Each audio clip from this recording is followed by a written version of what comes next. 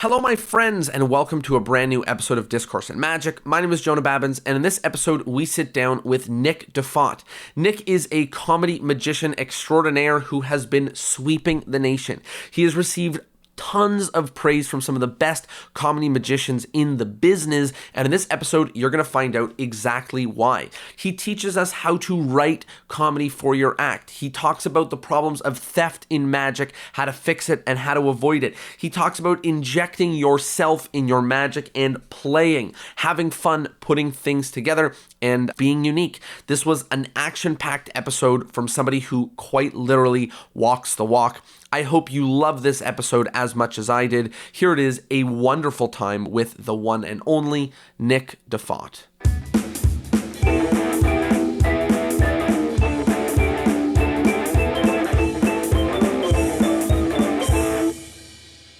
Hello, everybody, and welcome to Discourse in Magic. My name is Jonah Babbins, and we are here with the one and only Nick Diffatte. Nick, how are you? Doing great. Thanks for having me. Super excited to have you on and talk magic, talk comedy, and a few other secrets. Let's start at the very beginning with the world of you and magic. How did you get started in magic? How did you catch the bug? I was 5 or 6, and I actually got into juggling first and was like really deeply into only that for a while. Going to like the local library shows and seeing guys at the fair and all that kind of jazz. And then through that, ended up seeing magic shows and then eventually getting into full-time magic stuff. Were there people that you started working with immediately? Was there anything that kind of opened your eyes to the world of magic? I think pretty quickly in like going to the local magic shops, my parents were like, you know, what do we do if we have a kid interested in magic? And they suggested the SYM club. And which luckily for me, like I totally scored that the two local ringleaders were Jeff Williams and Tyler Erickson. And so basically grew up with those two guys, and it was super, super helpful at that point in my development. Talk to me about the movement there into professional magic or taking it more seriously as a career, because you, and we'll touch on this a little bit, but you are still quite young. I feel silly. We're like the same age, but like you're quite young. So you probably moved through some of these things really quickly and moved towards performing quite quickly. Can you talk to me a little bit about the journey? It's interesting because I think a lot of the timeline for me is pretty similar to everybody else's story, where you're 12 years old and you have a deep interest in it and your family friends kind of find out about it. And then you do the show for their kid's birthday, and then it's the high school moms club or whatever. So I did all that pretty, standard stuff. But then I knew I wanted more stage time. And so when I was probably 14, I started being snuck into bars to host burlesque shows. And so that was a huge thing for 4 or 5 years for me in Minnesota, which was just me as a teenager getting snuck into bars and doing, 20 minutes in a burlesque show a few nights a week, which sounds ridiculous, but it was good for me in the end. So I can't complain. I guess you didn't do a lot of close-up performing, really, or did you kind of in the off times or other time? So up until I was probably 18, I still did a lot of close-up. I mean, 90% of like my initial, the first like 5-6 years was almost all close-up. I didn't really have a big interest in stand-up stuff. I don't know why, but it just, I never got into it. Some of the biggest stuff I was doing was juggling related.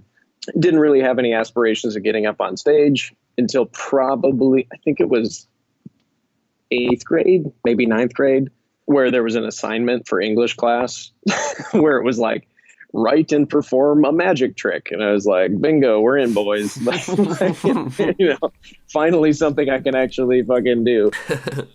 And so actually I sat down with Tyler Erickson and wrote out like a 3-trick 10-minute thing for English class. And as stupid as this sounds, I did those 3 tricks for probably 4 years. That was the main chunk of my, and doing little sets in Minnesota and doing, hosting gigs where it's 40 minutes of talking and I have my little 10 or 15 minutes to do my, act, quote unquote, I could like make money doing 3 tricks and get consistent work, which was great. It also kept me focused because I'm pretty scattered with working on new material, or at least I was for a while. And so that was kind of a nice, like I literally only had three things to draw from for a while.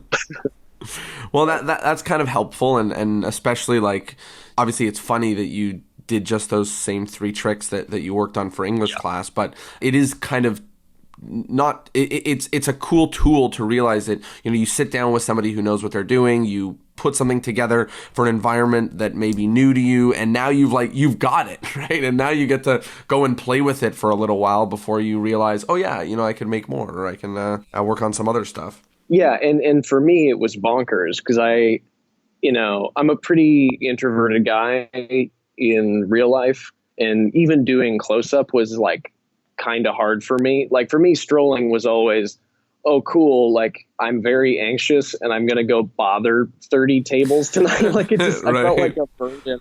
I didn't feel like, this fun service that the Chili's had hired. I felt like I was just bugging the hell out of people, which honestly, a lot of the time is accurate. So I don't know. The first time I did kind of realize like, oh, stage might be something that suits me better, it just clicked. It was only 3 tricks and I did the same shit for a long time. But for some reason, like that kind of stuff was easier for me to write and easier for me to script. And then from there, just developing that kind of material felt correct. Being able to like put a message across to an audience and connect with a big group of people was a new thing for me. And it just kind of worked out. I don't know. And it wasn't like an overnight decision. I still did strolling for a long time until I think they noticed that I stopped. There was a rotation of 3 of us at the comedy club. And I think once they realized like, oh, Nick is getting a lot of fill-in dates, or Nick is, kind of taking a little more time off. Everybody kind of noticed that I would just be doing full-time stand-up stuff. Were there people that you worked really closely with that helped you develop your style or your way of thinking for making material?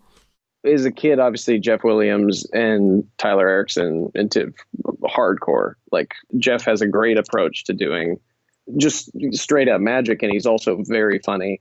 Tyler gave me a lot of the more like calculated, like we're going to sit down with a notebook and focus type of stuff.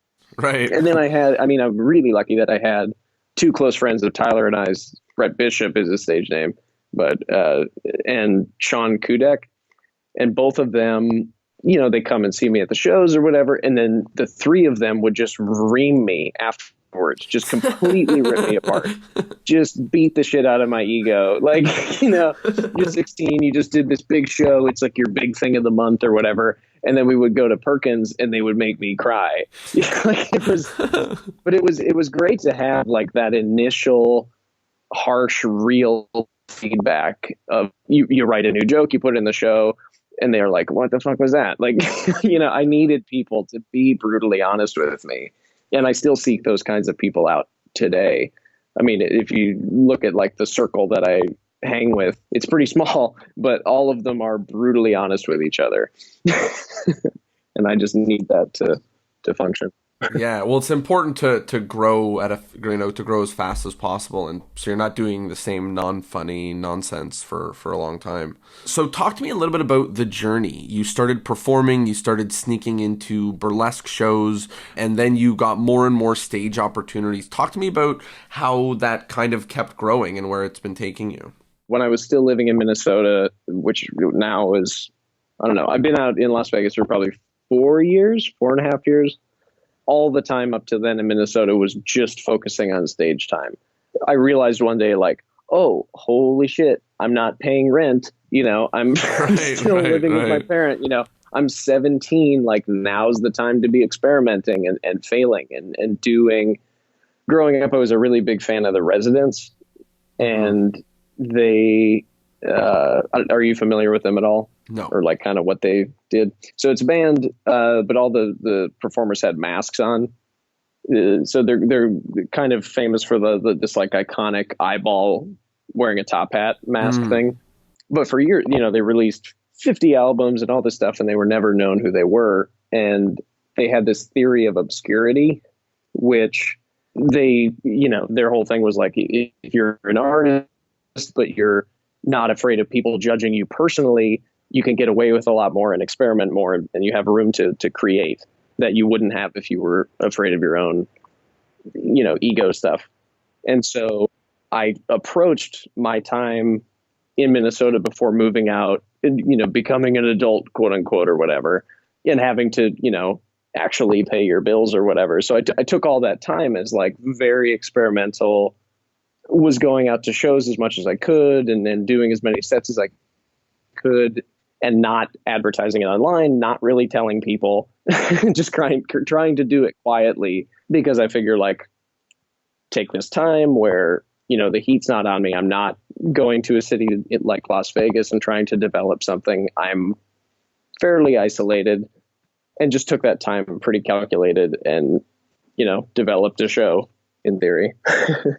I think that was super helpful, was knowing, when you're still living with your parents and you're still a kid, you can go out and do 5 sets a week and 4 of those could be really shitty and that's okay. So, and I mean, I tried everything. I tried doing dove magic at one point. Awesome. Yeah, I absolutely own birds. It's ridiculous. Like I figured if I've got this time to play, why not take advantage of it if the heat's not on me? Yeah, part of it is figuring out the stuff that you shouldn't be doing. And that comes to, that might involve buying some doves. No shit. Yeah, I think you have to have your mentalist phase. You have to have your, there was a point where I thought I would do kid shows and that was going to be lucrative and smart. But, I did like 2 and I hated it. So, well, problem solved. Return the doves. Hey, easy enough. Yeah, exactly. Well, not for the doves, but. Right. My parents actually still have 2. Really? Really? Absolutely. Oh, no man. Shit. There's that's a fun amazing. Never before revealed on a podcast. My parents kept them because, quote, they're good pets. So that is awesome. Oh, man. That's great. It's great. What got you out to Vegas? Did you just decide to, that's where good magic lives and that's where I'm going? Or was something calling you or bringing you out there to perform? For sure, it wasn't that's where good magic lives, because I don't think it does.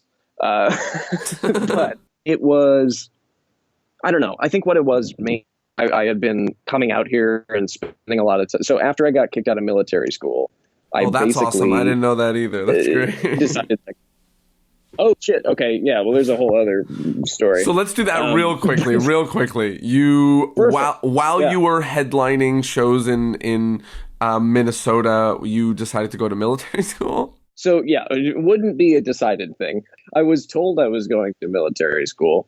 It made sense, kind of, because it was like the nice local private school, kind of, but it just happened to be JROTC and and terrible. Yeah, so kind of bonkers, like square peg in a round hole situation. Nick, sorry, you cut out there for a second.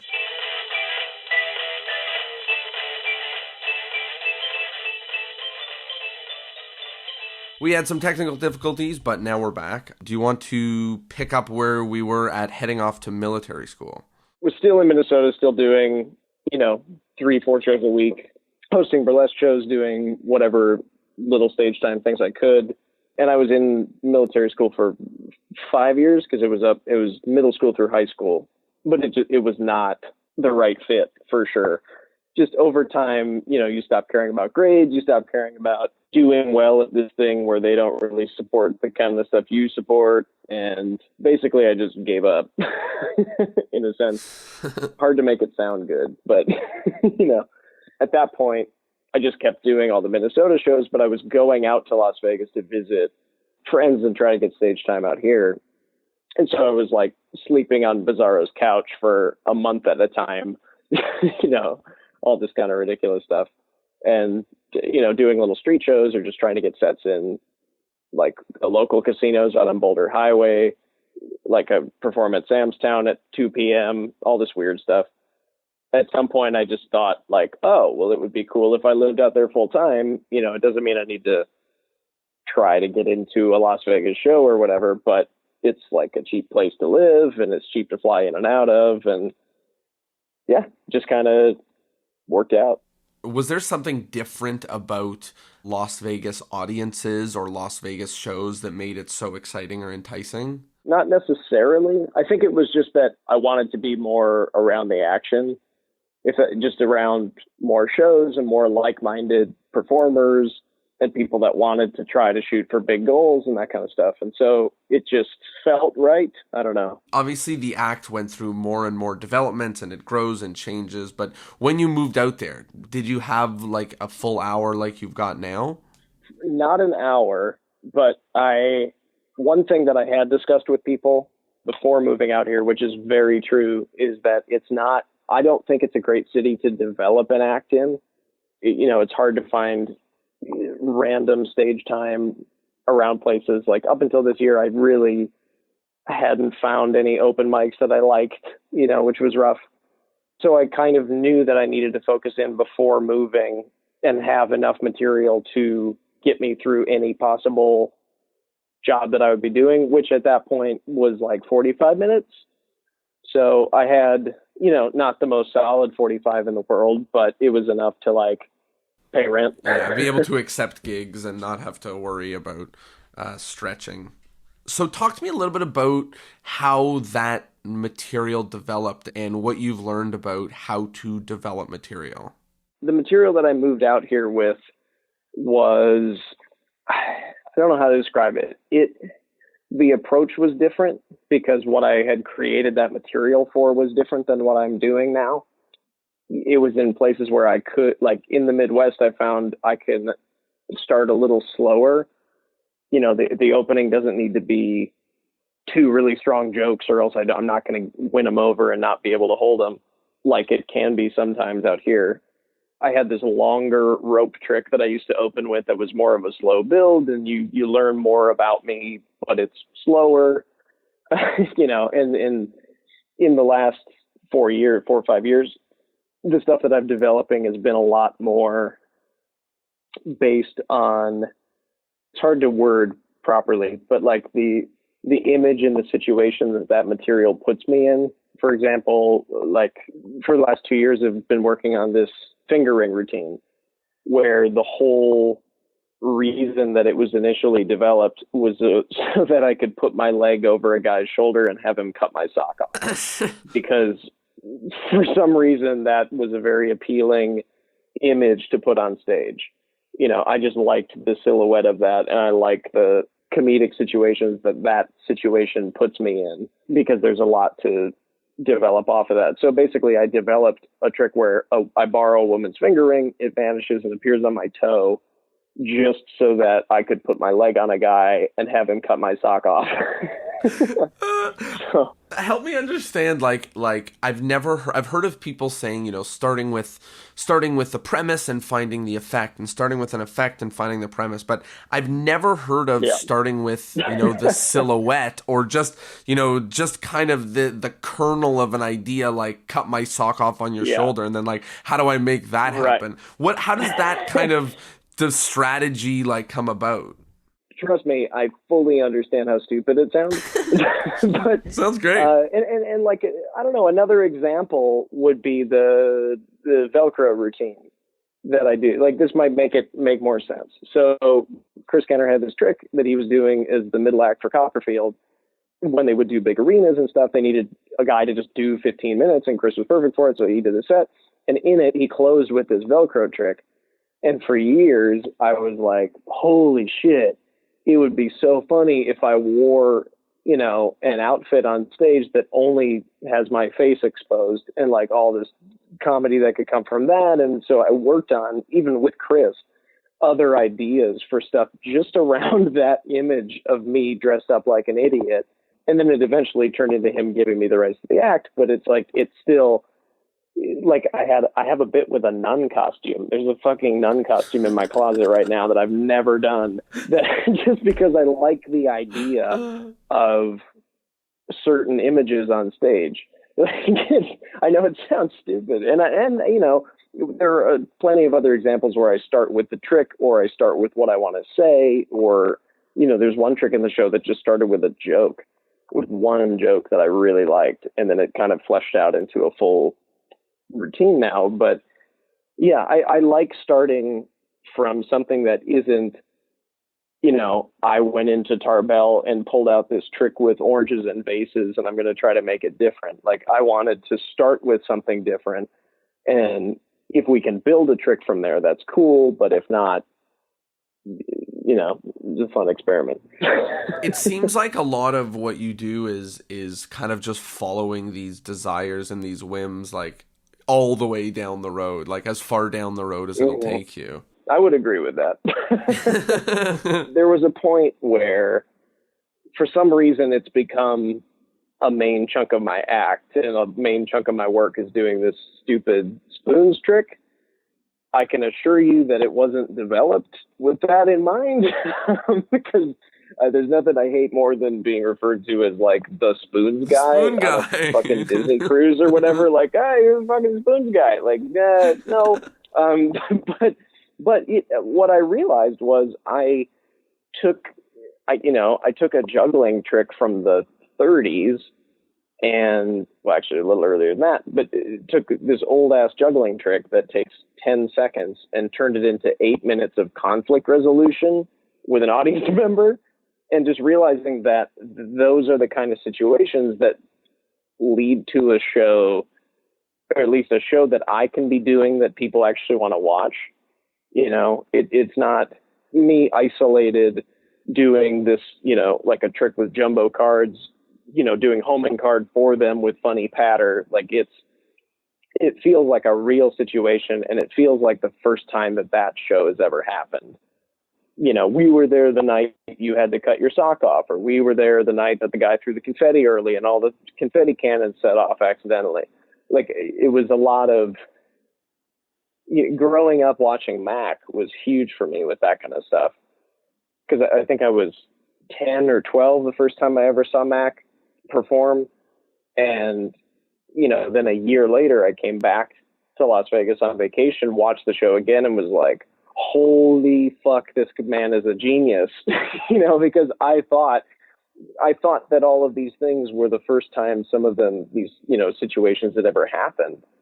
I was fully hooked. And so, you know, when you have this epiphany of like, oh, right, this is theater, you know, we can control all these things. It just became about making a show that felt like they were at something special. Right. Live, like that something important is going on and unique. Yeah. They're not just watching me do tricks for the high school mothers club or whatever. Like, I want it to feel like they came to something, you know, and not even just a comedy show. Like, I want them to feel like they were at an event, you know, where we can make a mess and we do laugh about, you know, shit like cutting my sock off. I don't know. It's hard to explain, but hopefully any of that rambling made sense. No, it does make sense, and obviously you're touching on points that some other comedians and magicians who we've had on the podcast have touched on as well. Quite valuable. One thing that really sticks out is that you play with a lot of things, like, you know, toys or hobbies, you know, like yo-yos and spoons and juggling, and right. But this is all the kind of stuff that magicians play with, and then they like shove it in their closet, close it, and then they go on stage and do the card tricks again. And I think a lot of it is stuff that gives you character and shows who you are and what you do. And can you touch a little bit on some of these like sillier things that you like playing with that have maybe made their way into your act? I mean, it's my whole existence. Like, if you ever see my apartment, which most people who have seen it have given me major shit about it, but it's, you know, it's organized chaos for sure. It's not messy.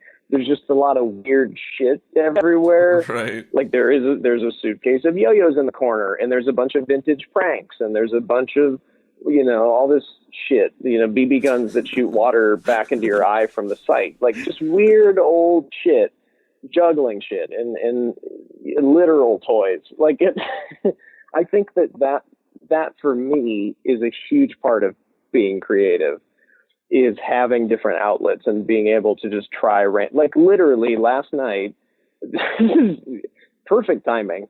Last night I was at Bizarro's house and to have him help me modify a pool cue for a juggling trick. And then he watched me balance a pool cue on my face and try to catch a milk bottle on the end of it for 2 hours. So, and I only did it twice. It was fucking hard, turns out.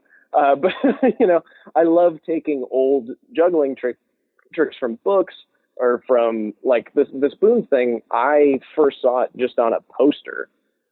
And then I was like, what the hell is this? And, dug deep into the history of that stupid trick.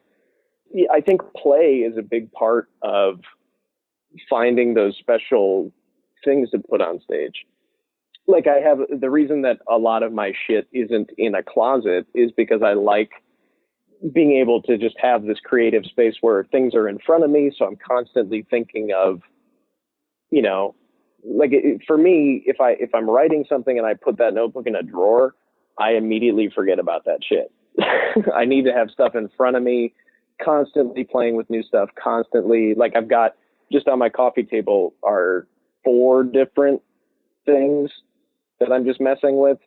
Like there's a Pez dispenser and a bunch of fish line. It's just a bunch of shit everywhere. But you never know what stupid backyard pool cue milk bottle trick is going to be the next thing. So I don't know. I think it's important to leave a lot of room for play. Do you play with this stuff in the hopes that you're like going to end up putting it in a show, or are you just indulging in yo-yos and like if something comes of it, great, and if it doesn't, that's great too? I would say it's 50-50. Like for me, yo-yos as an example, because that's the one that people now within the last year know that I do. Has always just been a thing that I did backstage before shows. So the only people that really knew I did it was like, stagehands and stuff. And so it was never something that I wanted to put on stage. It was never something for anybody else. I've been doing it since I was 8 or 9. And it's just, I've always been into skill toys and manipulative things. Magic just being one of them. In one sense, like you using these kind of playful props and these playful toys is silly, but in another sense, it takes kind of guts and authenticity to bring the stuff that we really care about, as ridiculous as it may be, and try to figure out a way to showcase and share it with other people. Do you have any advice for someone who is struggling to dig to the stuff that they actually enjoy playing with? Yeah, I mean, there's a couple major points with that. Like one, and this is very one Tamarisian, but like audiences know when you're being authentic. That there's no question about that. They know when you're just making shit up so that you can show them pom pom pole. They know when you're just making stuff up. And so if you can show them something that they know is real, like when I do straight stand up in the show about military school, and people know that those jokes are legitimate because of the way they come across. I think they come across as coming from a real place that I don't think you could just make up. Like I've used this example because it's so ridiculous to me.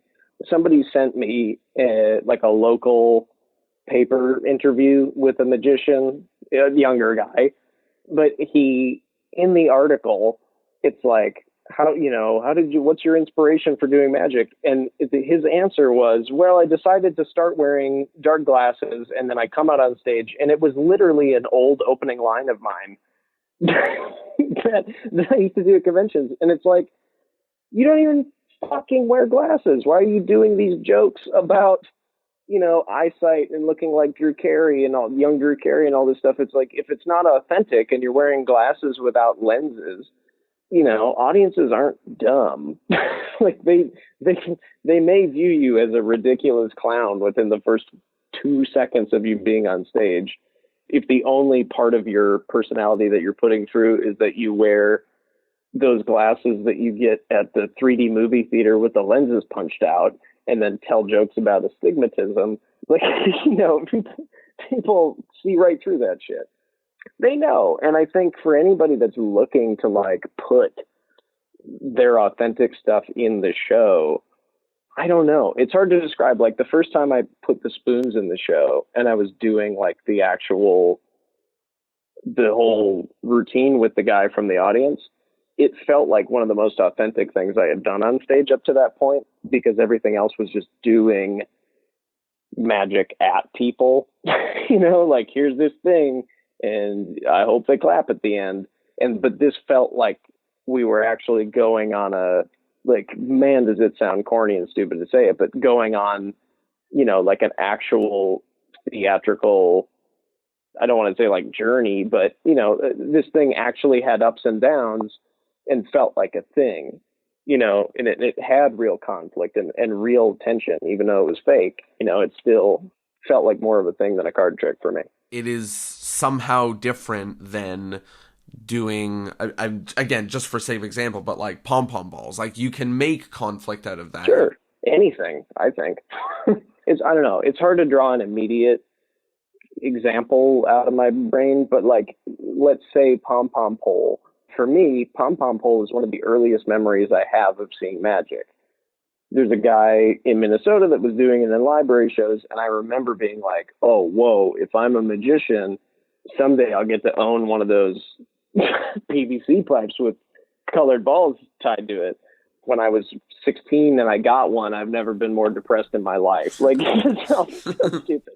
But, the whole thing is like, if I went out there with pom-pom pole and I legitimately told a story, with embellishments, of course, but if I told the audience that this for real was the first trick I have recollection of seeing, you could technically probably make that mean something to an audience, but it would, I don't know, to me it would obviously feel forced. Like everything else that I've ever done on stage, I want to do out there. For years I wanted to do the Velcro, or I wanted to make, to do, well, and initially the ring trick, this sounds ridiculous, but the ring trick started as a bit about, do you know what hobo socking is? It rings a bell, but I don't think I know what that is.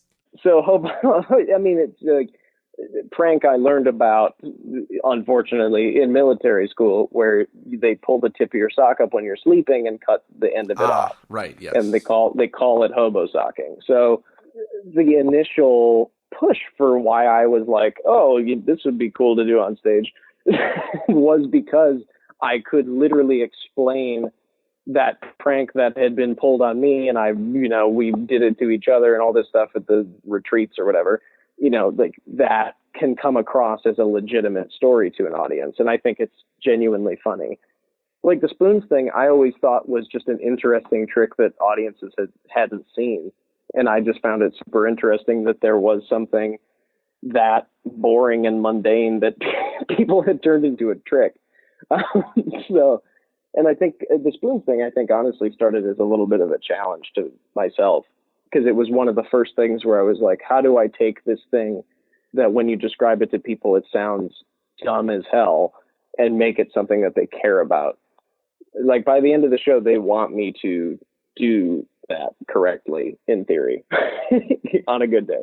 A lot of this stuff you get to see, like right now by the sounds of it, it's, hey, this was something that I was interested in, I kept doing it, and now it is something that made its way into my show. Can you talk about, not necessarily even the specifics, but what happens when you beat your head against the wall about an idea and it doesn't make it in, or what kind of, or what quantity of these things are like, hey, that would be cool, can't figure it out anyways?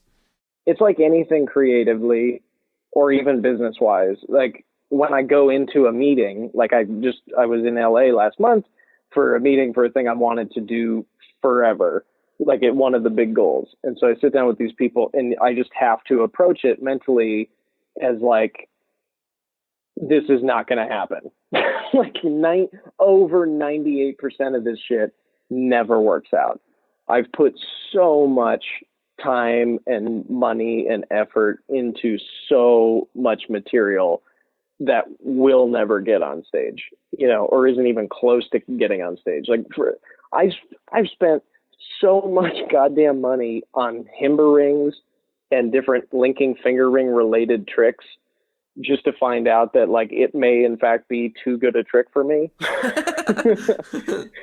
Like this sounds a little ridiculous, but for some reason I can have a woman's finger ring that I never touch vanish and appear on my foot, and people are baffled by it.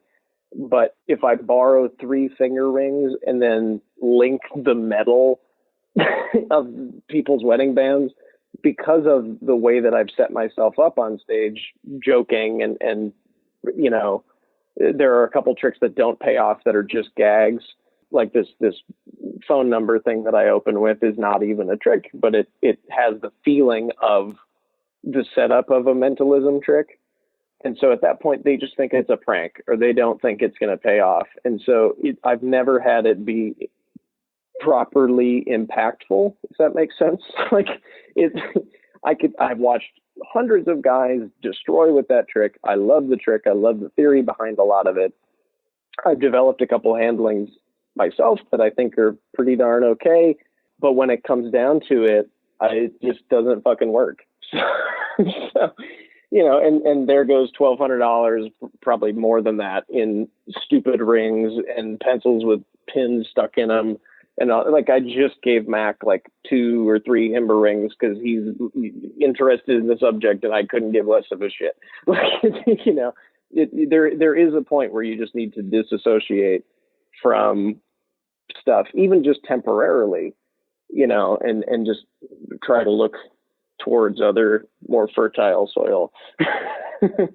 Yeah, it seems like you got to get comfortable with the cutting room floor. Yeah, you got to get very comfortable with I don't know whatever the theatrical term was, like killing your babies or whatever. Darlings, kill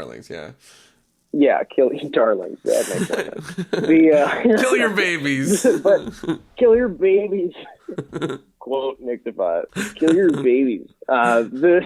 The whole thing for me was being able to mentally approach it with, I'm gonna fill a notebook every month probably with stupid shit. And if I get like I'm glad that I have like a few landmark examples where like the finger ring routine, just that concept sat in a notebook for probably, I've been doing it in the show for about 1.5 years, working on it for probably 2 years, but it's been in a notebook for 4 years, 5 years. And for most of that time, I was just going, that's really stupid. I would never be able to get away with that on stage. People would be so pissed if I tried to do that. And then I ran it by, well, the story behind that one, I ran it by Paul Kozak, and he called me a pussy, and I went, okay. And then I put the trick in the show. but if you approach it with, I'm going to come up with hundreds of ideas, none of which are ever going to end up on stage, but if 1 or 2 of them do, that's great. I think you'll be a lot more open to writing and creating more material if you're not afraid of everything becoming a failure. One thing that you mention in the book and you've brought up now is your use of notebooks and taking notes. Do you want to touch on a little bit about kind of just the strategy of, do you have notes with you all the time? Do you set aside time to take notes and put ideas down? When do notes get into your paper? I go mildly in depth with it in the book, but my basic approach is just that I need to have it accessible to me at all times.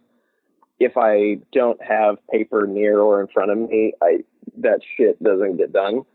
So I always have like a passport size notebook in my pocket, or just folded paper, or I used to carry index cards. And so that became like a complete mess because you got thousands of loose cards, 3x5 cards. And another thing that I learned from Jeff McBride, the one and only, having a notebook just open on your bedside table all the time is a really smart move, I think. Just to be able to write down, if you have a weird dream, write it down. If you have an idea, write it down. If you have half a joke, write it down, concepts for jokes, concepts for shows, concept for, like, last night, I just wrote a new idea for a pre-show video that I've been working on. It's just having it be something that isn't like, I'm going to schedule time from 2 p.m. to 3 p.m. and that's when I write. Like, for me, that has never worked. If I need to do real work stuff, like send emails, sure, schedule a time. But for me, the writing thing never is like, I need to sit down and work on my show now thing. I kind of just end up taking that time naturally on my own. How does something go from the notebook to reality then? This is going to sound interesting, but I think a lot of what I've put in the show in the last 2 years at least has been necessity. So, like, when I first started working for Disney Cruise Line a few years ago, I needed a thing where I interact with a bunch of kids. And so in talking with Chris Kenner and sitting down and being like, I have this problem, we ended up solving it and having a version of the Velcro where I get my contractually obligated amount of child talking out of the way, but also put across a good trick that has the images that I like on stage and all the things that I like about it. I mean, obviously, like, there is a point where you need to go back to all these notebooks that you have. And I have a system for cycling through that material. So in short, when I finish like a 3x5 notebook, I take that notebook and I go through and I kind of filter out the shittier ideas, and I'll take the things that I think are more, viable, and I'll write them down in the beginning of a new small notebook, and then just fill it out in, whatever way I feel necessary. So either continuing to expand upon those ideas or putting new ideas in. And then I just do the same thing, piggybacking those small notebooks over and over again, just to keep stuff in front of me and keep stuff fresh. I used to be less organized with it. Like, there is just a stack of notebooks in my closet that I haven't touched in years, but I don't know. I mean, it's going to be different for everybody, but if you find a system for cycling through ideas, at least, it'll be a lot easier to sit down and go, okay, I need something on stage that uses a woman at this point in the show, and I don't want to have other people interacting, and I want it to be in front of the curtain and this and that. It's easier to go from there if you have those things organized, I think. When you do your actual writing or scripting to build an effect, how much of it are you writing down kind of word for word what's going on? Are you just jotting down ideas? Are you loosely going on stage and improvising? What does that transition look like for you? So I am not somebody who does well at just taking a trick and going out and rambling out some good patter for it. I've done it, but for the most part, I would say that I think I mentioned this in the booklet, but I probably script 70%, maybe more, 70 to 80% of something I have on lockdown before I put it on stage. And then that other 20 to 30% does get worked out on stage and gets worked out with, because you need a live audience for certain things. I know that it's kind of loaded to ask how to be funny because it's a kind of a silly question. And in some sense, you're either a funny person and your friends laugh when you talk, or you're not a funny person and your friends don't really laugh when you talk. But there are obviously tools that help make being funny or being funny on stage a little bit easier. And one thing that you said quite beautifully in the book is that there are rules, and then just like jazz, you need to know them so that you can break them and play around. So can you talk a little bit about some tools or ideas or structures or anything like that that someone can use to start being funny or integrating some humor? Obviously, and I go over this in the intro of the book, and I think this is what a lot of people who haven't read the book seem to be feeling, or the people who don't want to read the book seem to be feeling, is like, why, like, what a pretentious little shit to write a book about comedy and be 24. But in yourself reading it, I assume you've kind of caught the fact that it's not trying to say anything authoritative about the subject. It's just kind of like, here are the things that work for me now. I wish I had this information when I was 15, but I don't think it's gospel. Don't take it as such. This is just stuff to help develop your own systems vibe. Yeah. To just figure out your own way that you work. And I think that's important to just mention. But just this morning, incidentally, went on the Tannen's website and saw that there was one review for the book, and it's like 2 stars, and the guy hated it, which is great. Because he's like, it's just a book about taking notes. And it's like, yeah, okay, well, kind of the whole bit, but whatever. So as far as like stuff that I look towards for structure, honestly, I absorbed a lot of stuff just watching good comedy magicians growing up. I have an unhealthy obsession with Tom Mullica. Growing up, I burnt out his VHS tapes watching him perform. And, same with Mac and Jay Marshall and Billy McComb, like just absorbing seeing people doing what I wanted to be doing was super helpful for me. And I did read a few comedy books. I don't recommend it massively. Like I would say get 2 or 3, understand what they're talking about, understand the basic joke structures that they talk about, but maybe don't, sit down and try to write really formulaic stuff. For me, a lot of that stuff, and the guys that I know that have done that sound very formulaic when they present what they're doing. I mean, some of them also just aren't funny. So there's that element. But like there are, I think if you understand what's out there and you are a naturally funny person and you understand the basics of joke structure and the basics of the types of jokes that they talk about in these books, you can immediately start trying to build your own vibe and style and approach to that kind of stuff. Like I don't think you need to do any of the like workbook things, but there are certain people where they wouldn't catch on to it unless they did the workbook type books. So everybody's going to find their own approach to it. Just myself, I didn't get a lot out of like the Judy Carter Comedy Bible or that kind of thing. Like it was helpful to read them and understand that there are structures that they teach, but I was never sitting down and being like, I'm going to write a setup this way and a punchline like this. Like that would not have worked for me, at least. I wanted to chat a little bit about the issue about theft in magic. I know it's something that you've been a victim of and also something that you feel strongly about. What's the situation? And also, how does somebody who's new, who's developing new magic or trying to get on stage, how does somebody do that without stepping on somebody's toes or doing someone's act? I don't know. It's hard for me. It's also a hard subject for me to get into without sounding like a negative Nancy. Because I do feel really strongly about it.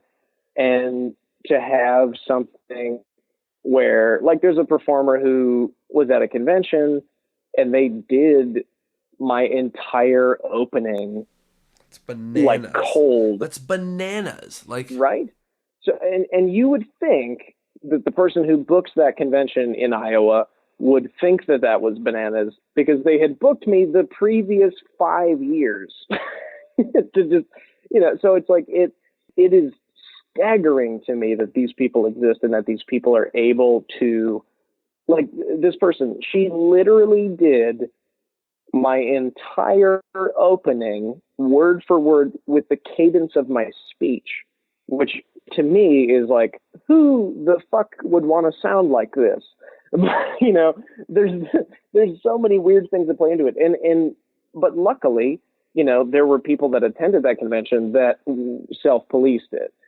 And, it's not like that situation ended well. I don't know. The person still denies it. The convention person thinks that it's an old clown gag, which I've consulted many old clowns about it.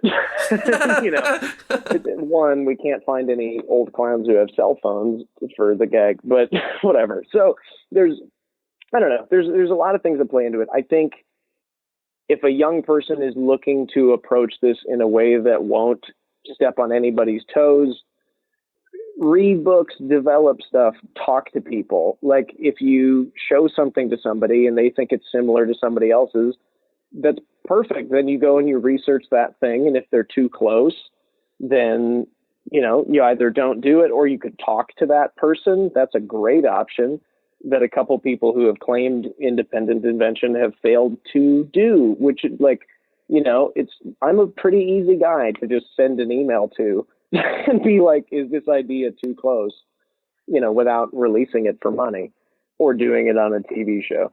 Like my hearing aid thing is another thing that has, for some reason, become like regularly performed by others. And it's such an easy thing to not do. Right. All you have to do is not do it. Like, yeah, it's very simple. Like there are many things that I choose not to do every day.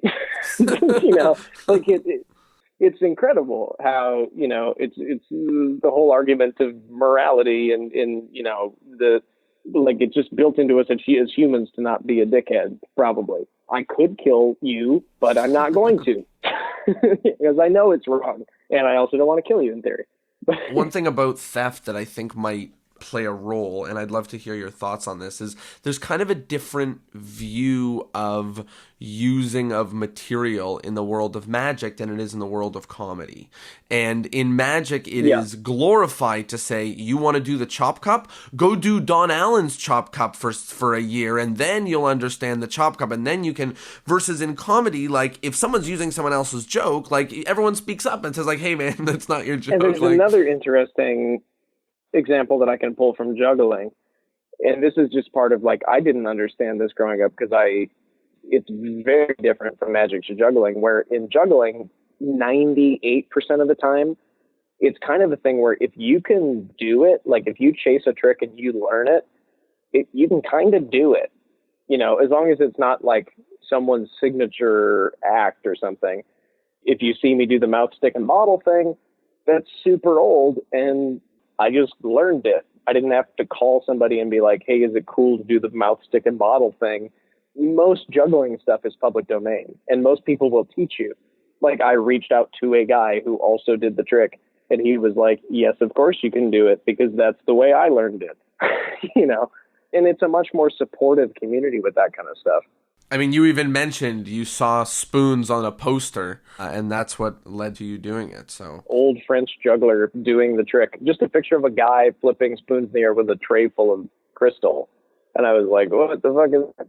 And you know, I found the lineage of it, found a guy that was doing it. He taught it to me, and boom. You know, in comedy, the self-policing is a lot more strict and more public and vocal. If someone does, you know, prominent comedian X's joke, they're immediately blacklisted and treated as a thief. Whereas in magic, there's this kind of gray area where I sell material. You know, everybody kind of has either put stuff out or we've bought a book. You know, every magician has these books where there's 30 things in it that some other dude did for forever, and now he's cool with you doing. It's I don't know. For some reason, people can't draw that line for themselves where, like, they see me do my full hour at whatever, like the Genie convention, and they don't understand that that's not a lecture. You even said it at Magi Fest. You're like, it's not a lecture. Don't I believe do I this. did. Like, yeah. I also think I made a threat with a baseball bat at Magi Fest, but that's I do recall that as well. Yes, which I hadn't fully remembered until I went back to Magi Fest this year and was told that story 4 times. Yeah, for me, it's like sometimes, you know, maybe they do just need to be told. That was my honest, like, that's the most human thing I've thought in a while. It's just, you know, like, oh, maybe they just don't understand, and they just need to be told. Yeah, and that's fine. Like, if you just are a little bit naive or you're green and you don't know, that's way different than being 50 and seeing me at a convention and thinking that you can just do the hearing aid thing, especially after being told so in front of, but you know, it's just, I don't know. I think magic to a degree self-polices fairly well, but I mean, there's obviously huge improvements we could do. Like Iowa convention booker could understand that maybe we don't allow that to happen at a national magic convention, you know, like, like that these are things we can't be booking, or else people like me aren't going to work that event and they're not going to speak well of it, which is a bummer because I would love to be cool with everybody. I think that delineation that you said, you know, which is like, if it was published, if it was put out for you to do, then you can do it. If it was not published, like, don't do it, or start talking to the creator, the person who you saw do it, and they'll start putting you in contact. And it's so easy to just extend that olive branch. Like when I was a kid, I realized, oh wow, like all these guys I look up to in magic and in performing are just humans, you know, and most of them, they're either semi-retired or they're not really working. And if I reach out, maybe they'll be cool. And it turns out they're all very cool. Like, it's, you know, if you just take that 2 seconds, like Rudy Kobe was an example. Like I was a huge Rudy Kobe fan growing up. One day, like I met him at a thing and just was like, hey, we should hang out. And then now we perform together. Like it's, you know, and became very close. It's just a matter of like, just fucking ask people, you know, be their friend. When I was a kid, I was publishing a torn and restored match thing on Penguin, and it had a move, or the way that I did it in my real act was with a move of Tom Mullica's. And I just emailed the guy, and he was super nice and super helpful. And most of these people are very easy to deal with. You know, they're not like secret hoarders. But it's much easier to deal with them before than after. Oh, of course. There's a guy who put a bill trick out. So in like 2013 on Penguin, I published a bill switch that I used to do at the comedy club, doing strolling. And it was a fine little bit, you know, it's nothing crazy in my, like, on the list of 7 things I'm proud of that I created. It's not even on there, but you know, sold well on Penguin, blah, blah, blah. Some guy he's a young guy, put out a handful of bill things and decided to release basically exactly that bill switch. And then after the fact, like knew that it was already coming out. He emailed me to say like, hey, I know this is kind of similar, but I just wanted to show you that this trick is coming out. That's not the way to do it. Like email me initially and I'll say, of course, I don't give a shit. Thank you. Like, let's get coffee sometime. Right. But instead, now you're a dink. Like, you know, it's super easy to just be a cool human. It's like, you know, I'm more than happy if people expand on ideas that I've come up with. Like, that would be amazing. I would love to be part of someone else coming up with a cooler thing. But that kind of development doesn't get to happen if you just steal it. One of the last things I want to talk about is age. I know that I don't know what it's like, but I'm sure it's quite unique to be able to be working with people that were probably like your mentors and like these heroes probably only a small handful of years ago, and to be able to bridge that gap and to be able to work alongside some of these people must be amazing. Can you talk about any either benefits or challenges that have come from being where you are at your age? So yeah, I'll start with benefits. Like, it's absolutely fucking bananas that I get to wake up and then hang out with my childhood heroes.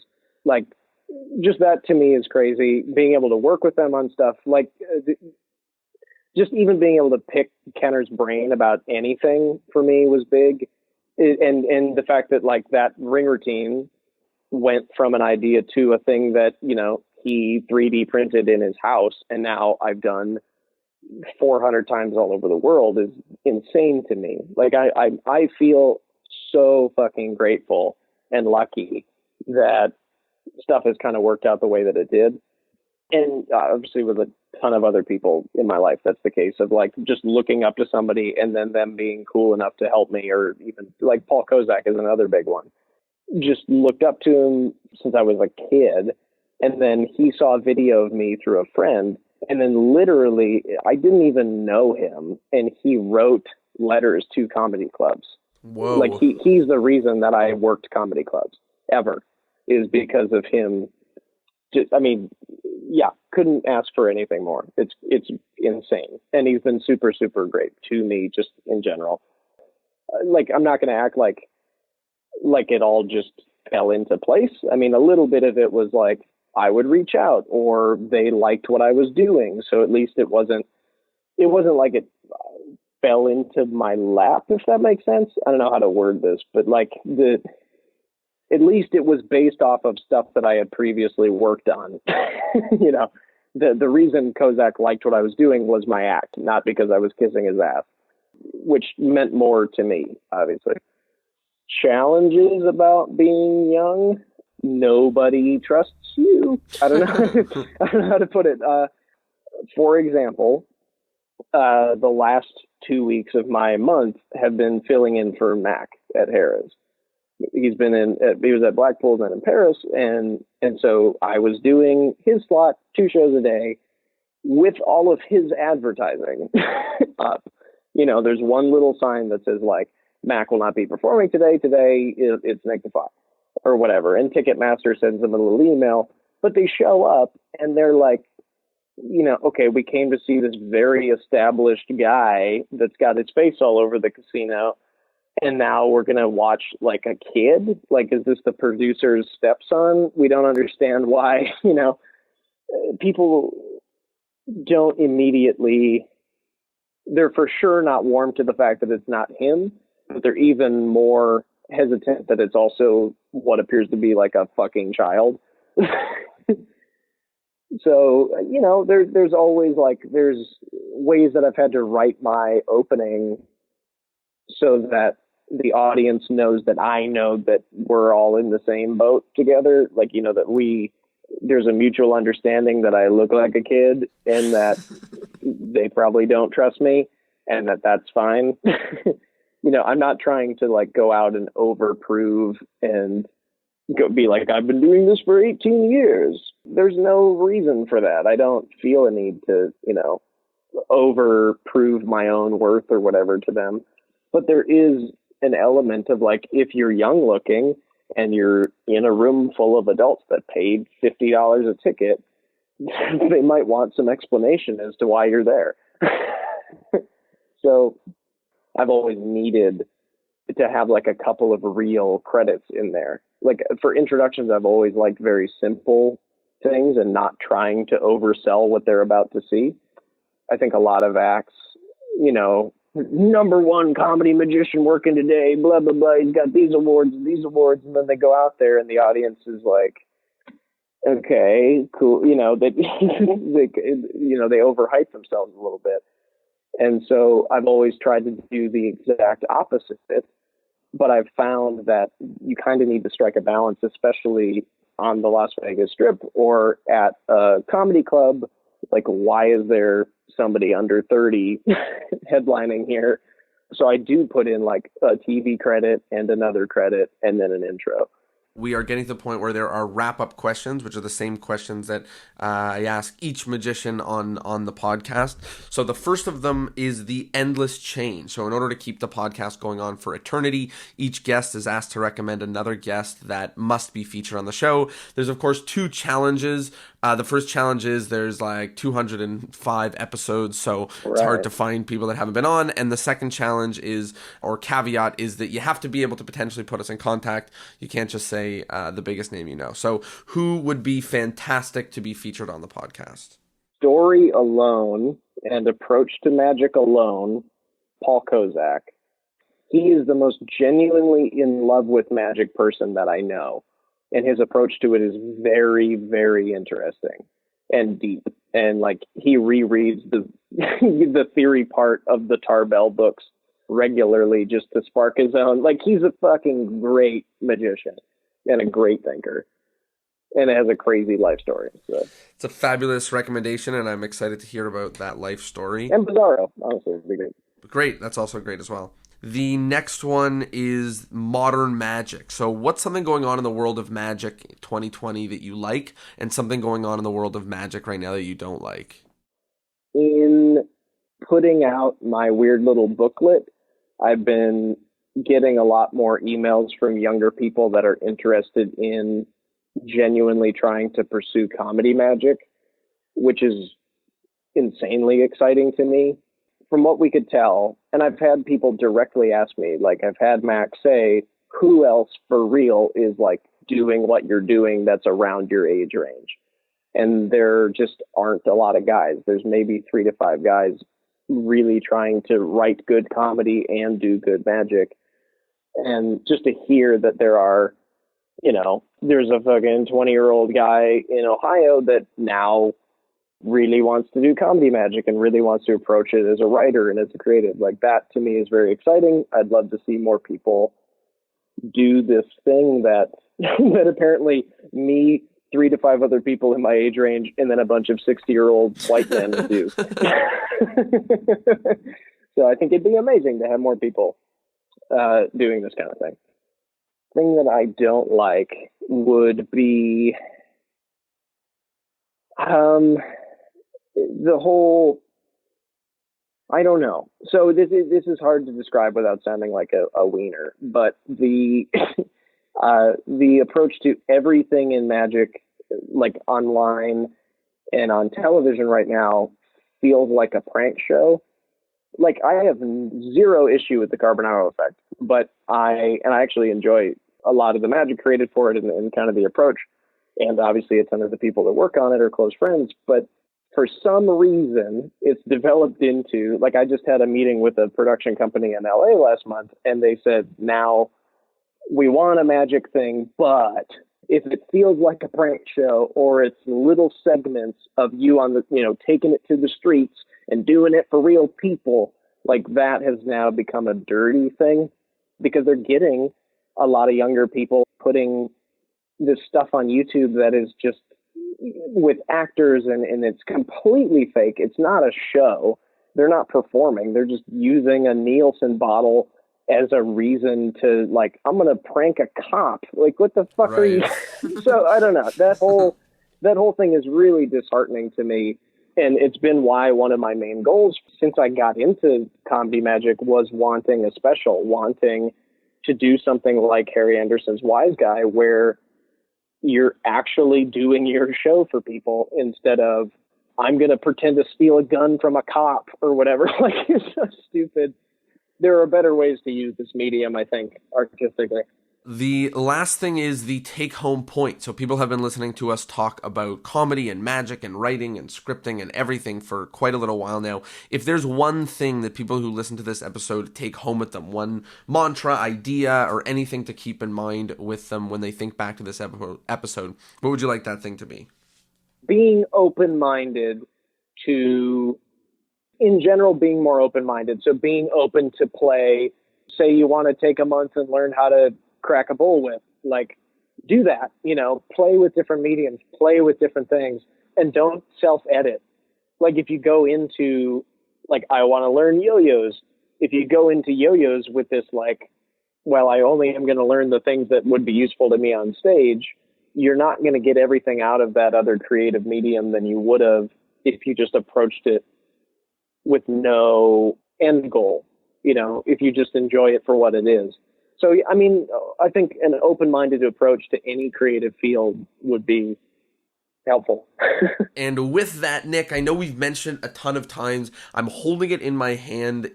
I really enjoyed it. Where can people find your book? I currently don't have a page for it on my website because I wasn't trying to get into the business of shipping books out. But because I'm gone from my apartment 85% of the year. But if anybody wants a copy, they can PayPal me $27 to official Diffatte, Diffatte @gmail.com, and I will ship you one when I'm home.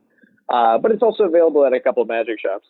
But basically, if you're going to order, be cool enough to give me a little bit of leeway to actually be home in Las Vegas, but I promise it will get out to you within a week. I highly recommend it. It's a lot of great advice. So if you like the kind of things that were in this episode and in this chat, then you'll really enjoy the book. And I didn't expect there to be tricks in it, but there's tricks in it too. So you got everything you want in a magic book. And with that, Nick, where can people find you and where can people see you perform? Seeing me perform is a little dicey. A lot of it is like cruise ships or college, like private, family weekend college things. But sometimes I'm at Harrah's filling in for Mac, and sometimes I'm doing stuff like a comedy club or like Chicago Magic Lounge. And if you're interested in when those dates might be, I usually put a lot of that stuff on Facebook or Instagram, which on either of those things, just search my name. Most of it's available there, or paleharrypotter.com. Also. Well, Nick, thank you so much. This was awesome. A really, really great interview, and we had a lot to talk about and a lot for people to go work on and play with and go have fun. So thank you so much for joining me. Totally. Thanks so much for having me on, man. And of course, a big, huge thank you to everybody at home who listened, tuned in, and learned something and is going to go put it all into action. We will see you all next Thursday. Peace.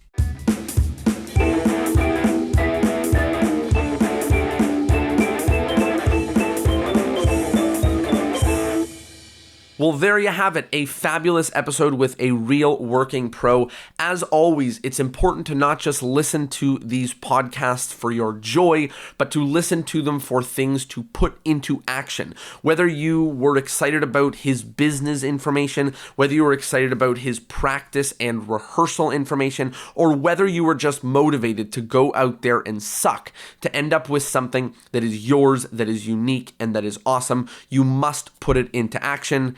And of course, if you can, if you liked it, if you think other people should learn this information, please go out there and share it with the world. Facebook, Instagram, Twitter, yell out your front door, tell your local magic club. I don't really care how you do it, but please spread the word to other magicians around the globe. Thank you so much for being here, and I'll see you next Thursday.